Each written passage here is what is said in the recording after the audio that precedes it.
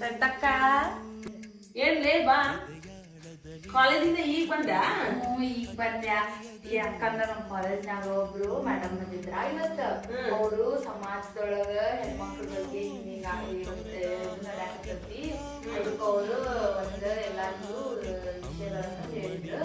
ಏನ್ ಹೇಳಿದ್ರು ಗೊತ್ತೇನೋ ಏನ್ ಹೇಳಿದ್ರು ಅವರು ಮೇಡಮ್ ಬಂದು ಸಮಾಜದೊಳಗ ಹೆಣ್ಮಕ್ಳಿಗೆ ಏನು ಧೈರ್ಯನೇ ಇಲ್ಲ ಏನು ಇಲ್ಲ ಬರೀ ಏನ್ ಹೇಳಿದ್ರು ಗೊತ್ತಾ ನಮ್ಮ ಮೇಡಮ್ ಅನ್ನೋದು ಓಡಾಡ್ಬೇಡ್ರಿ ಮತ್ತೆ ಈಗ ಚಂದ ಸಣ್ಣ ಬಟ್ಟೆ ಹಾಕೊಂಡ್ ಅಡ್ಡಾಡ್ಬೇಡ್ರಿ ಅಂತ ಹೇಳಿದ್ರು. ಮತ್ತೆ ಅಲ್ಲಿ ಗುಂಪುಗಳು ಸೇರಿ ಅಡ್ಡಾಡ್ರಿ ಒಬ್ಬೊಬ್ರು ಅಡ್ಡಾಡ್ಬೇಡ್ರಿ ಅಂತ ಹೇಳಿದ್ರು. ಆಮೇಲೆ ರೇಪ್ ಕೇಸ್ಗಳು ಭಾಳ ಆಗತ್ತಾವ ಅಂತ ಹೇಳಿದ್ರು.